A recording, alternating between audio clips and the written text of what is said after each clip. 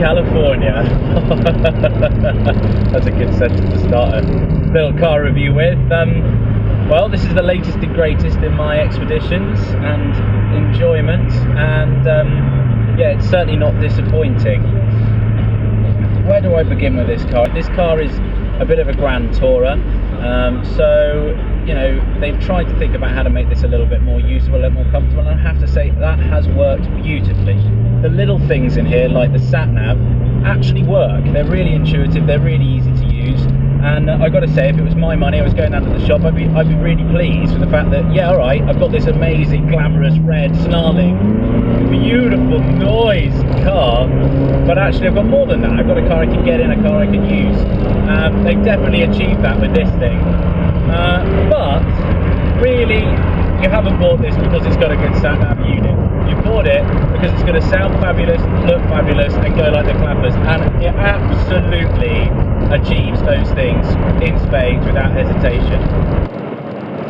You know, it's the details of here. It's the details that make this car special.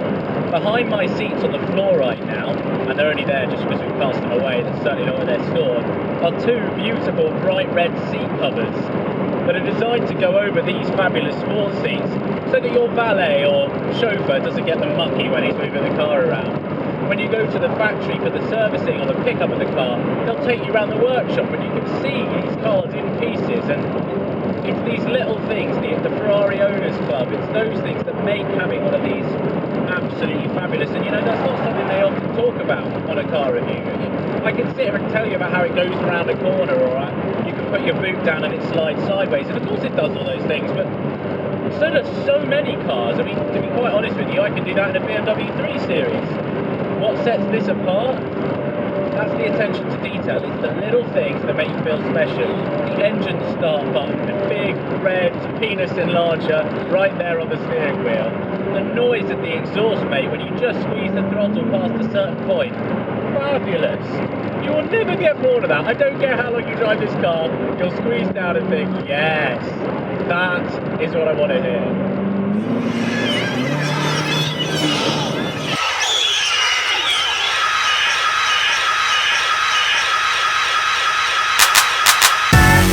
Fresh Kid Z, Fresh Kid C, yes sir, Fresh Kid P, Fresh Kid T. Oh yeah, we back. Oh, and Zafoon, by the way. Yeah, Jones. Yeah. Chitty bang, and we pretty much amazing. Can we hear your new song, please? Is it by coincidence? And Audi pulls up next to me and women start waving at you. It definitely does achieve that as well. You get plenty of attention if you're driving around in a red Ferrari convertible. Shows and them fans going wild with us. Tell mommy I'm sorry. This life is a party. Remember you was a kid. Reminisce days. It's just putting a massive smile on my face. Anyway, what else is there need to say? Flappy pedal gearboxes. I know that there are an awful lot of messes in the world that like to complain about these things. I have to say, I think it's fantastic. The automatic mode really works.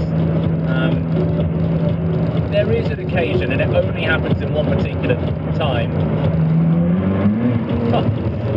where if you're dropping down between second and first gear, low speeds in town, the car has a kind of slight problem figuring out whether it should be in second or first. Sometimes, just sometimes, it jerks into first gear, but you know, as criticisms go, it's so minor, it's a joke. For day-to-day driving in automatic mode, this car is really easy to deal with. You just get in, turn the key, press the button and drive around. Hey yo, I once was a kid, all I had was a dream. More money, more problems, when I get it, I'ma pile it up. Now I'm dope, want the bread we can toast, so fresh how we flow, everybody get the style from us. Once was a kid with the other little kids, now I'm ripping up shows and them fans going wild with us. Tell mommy I'm sorry, this life is a party, I'm never growing up. Can I please get a little bit of knowledge? Somebody tell Rolf that I don't love college, cause the real world's kinda like real world, and it's drama, so you are Svetlana and I'm just a rhymer, swimming in the water trying to dodge the piranha and fly to Bahamas. Pretty little mama, chitty in the spot where you at, per lady, show me what you got. When you get into London, you start to realise where Ferrari have really put the hard work in. In Ferrari's history, they've become incredibly capable at making very, very exciting cars. Basically, engine strapped to deck chairs that you can cling onto and hope for the best. What they're being required to do now is move into balancing the excitement with usability. And you tuck into the city environment, lots of stop-start, lots of visibility required to get around easily. And you know, a lot of the supercars haven't bothered with that. And of course the hypercars need not bother, they have a different feel. But this is very much a car bought by somebody who's going to want to drive it. And Ferrari have realised that, and I have to say, they've done well.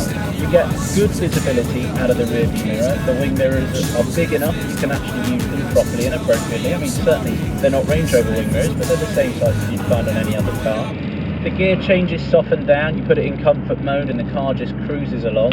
The engine the exhaust note even doesn't interfere with the way you're driving. You could choose to perk it up a bit, but that's at your request. It's not constantly there, it's not constantly in your face, it's not constantly full on. In fact, I think if you had one of these in a more subtle colour, you know, less of the red, going to the silvers and the dark blues, you can practically slide underneath the radar, which is quite a thing to be able to say about a Ferrari.